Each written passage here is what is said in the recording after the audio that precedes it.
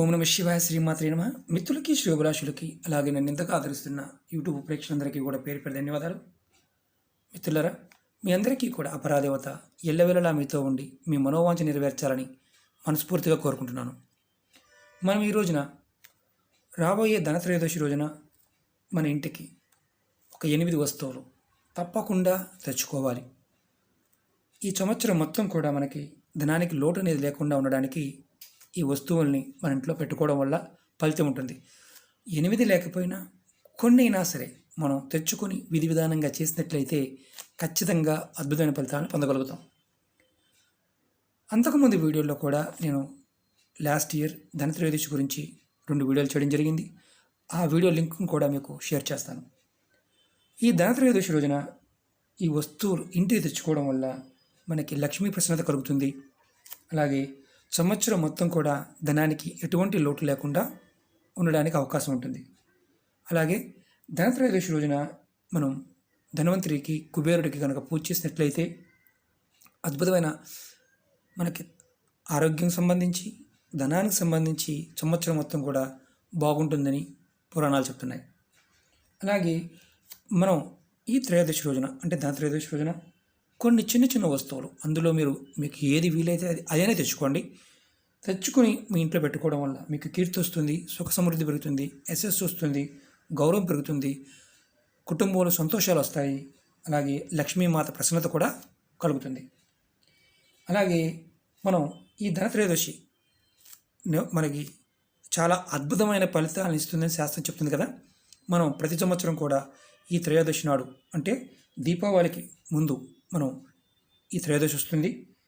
మీరు 13 శుక్రవారం ఈ త్రయోదశి ఉంది. మీ క్యాలెండర్లో చూడండి, ఎందుకంటే మనకి పంచాంగంలో ఒకరోజు ముందు ఉంటుంది, ఒకరోజు వెనక ఉంటుంది. మీరు మీ పంచాంగాన్ని ఫాలో అవ్వండి, మీ క్యాలెండర్ ఫాలో అవ్వండి. లేదంటే మీ దగ్గరలో ఉన్న దేవాలయ పూజారిని అడగండి, వారు చెప్తారు. మీరు ఏం తెచ్చుకోకపోయినా ఈ వస్తువులు నేను చెప్తాను, ఒక్కొక్కటి చెప్తాను, వాటిని తెచ్చుకోవడానికి ప్రయత్నం చేయండి. వాటి వల్ల కలిగే లాభాన్ని కూడా మీకు వివరిస్తాను. అలాగే మీకు ఈ వీడియో నచ్చినట్లయితే లైక్ చేయండి, నా ఛానల్ సబ్స్క్రైబ్ చేసుకోండి, పక్కనే ఉన్న గంట సింబల్ని యాక్టివేట్ చేసుకోండి. మీకు నచ్చితే 10 మంది మిత్రులకి షేర్ చేయండి. మీరు వెండి కానీ, రాగి కానీ, ఇత్తడి కానీ ఈ వస్తువుల్లో ఏదో ఒకటి కొనడానికి ప్రయత్నం చేయండి. చిన్నదైనా సరే, రాగి కాయినైనా సరే కొనండి. దానివల్ల మీకు ఆరోగ్యపరంగా అంటే ధన్వంతరికి మనం ఎక్కువ ధాతువులు అంటే ఈ 3 ధాతువులు, బంగారం కూడా కొంటారు చాలామంది దీపావళికి, బంగారం కూడా కొనవచ్చు, అందులో తప్పులేదు.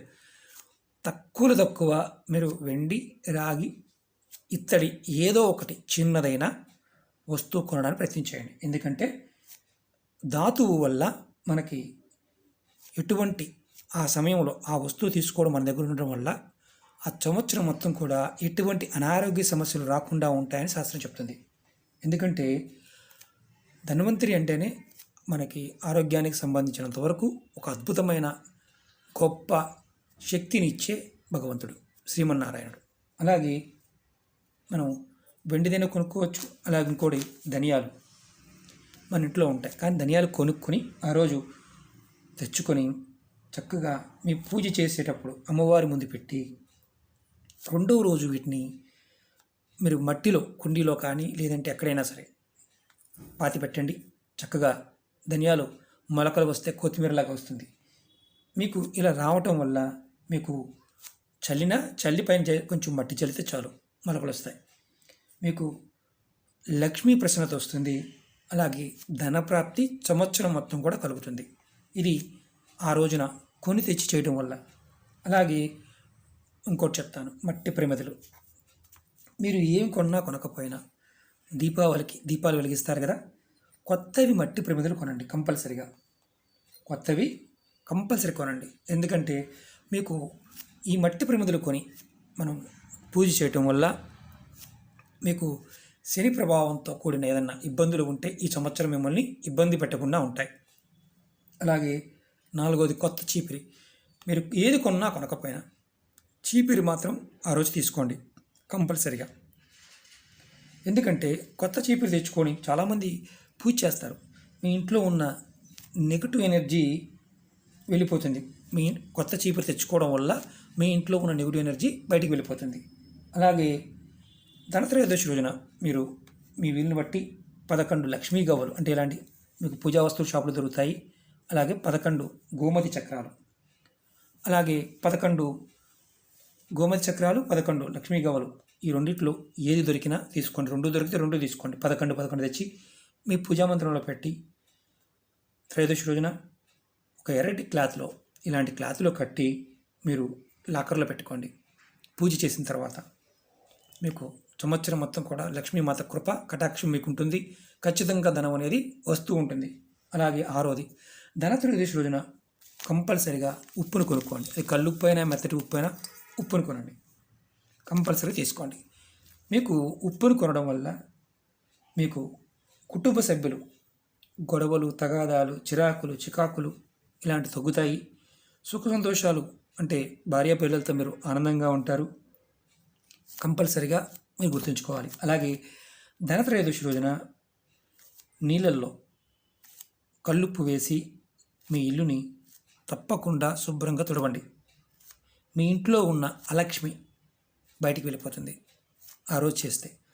రెండోది మీరు గుర్తుంచుకోవాల్సింది ఏంటంటే, ఇది చేస్తున్నప్పుడు మీరు ఎవరితో గొడవ పడమాకండి, ఎవరి మీద అరవమాకండి, ప్రశాంతంగా తుడవండి. ఆడవారైనా మగవారైనా ఎవరైనా చేయవచ్చు. ఇందులో ఆడవారు చేయాలని రూల్ ఏం లేదు, ఎవరైనా చేయవచ్చు. అలాగే మీకు వీలైతే రుద్రాక్ష చెప్తున్నాను, ఇది 7 ముఖాల రుద్రాక్ష మీకు దొరికితే కనుక మీ దగ్గరలో పూజా మందిరం, మీ పూజా వస్తువులు అమ్మే షాపు కానీ రుద్రాక్ష షోరూమ్స్ ఉన్నా కానీ 7 ముఖాల రుద్రాక్షని మీరు తీసుకోవడం ప్రయత్నం చేయండి. ఒకవేళ 7 ముఖాలు దొరకకపోతే 5 ముఖాల రుద్రాక్షనైనా తీసుకోండి.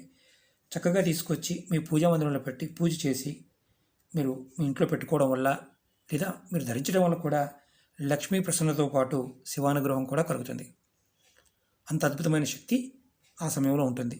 అలాగే మీరు గుర్తుంచుకోండి, ఏది కొన్నా కొనకపోయినా మీరు కొత్త చీపిరిని మాత్రం కంపల్సరీగా కొనండి, ఉప్పు ప్యాకెట్ని కంపల్సరీగా కొనండి. ఈ వీటిల్లో మిగతా ఏది కొన్నా కొనకపోయినా ఈ 2 మాత్రం కంపల్సరీగా కొనండి.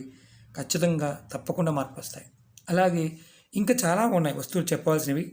మీరు ఓపిక ఉంటే వాటిని కూడా కొనుక్కోవచ్చు.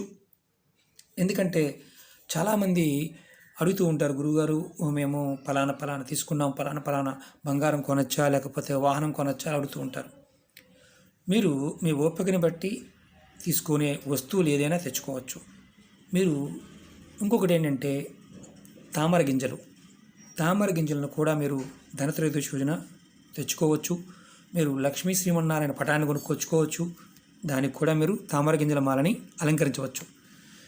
మీరు ఒకటే గుర్తుంచుకోవాల్సింది ఏంటంటే, కొన్ని సందర్భాల్లో ప్రాకృతికమైన శక్తి ఎక్కువగా ఉన్నప్పుడు ఆ తిథి, ఆ వారము, ఆ నక్షత్రము, ఆ సమయము, దానిలో ఒక చిన్న పదార్థమైన ఒక గడ్డి పూస కూడా మన జీవితాన్ని మార్చేస్తుంది. ఇలాంటివి చేస్తున్నప్పుడు పరిపూర్ణమైన నమ్మకం, విశ్వాసం కలిగి ఉండాలి. నేను మీకు అన్నీ తీసుకుంటే తీసుకోండి, లేదు ఏమీ లేకపోతే 1 కేజీ ఉప్పు అయినా కొనండి, ఒక చీపురైనా కొనండి, ఇది మర్చిపోవద్దు.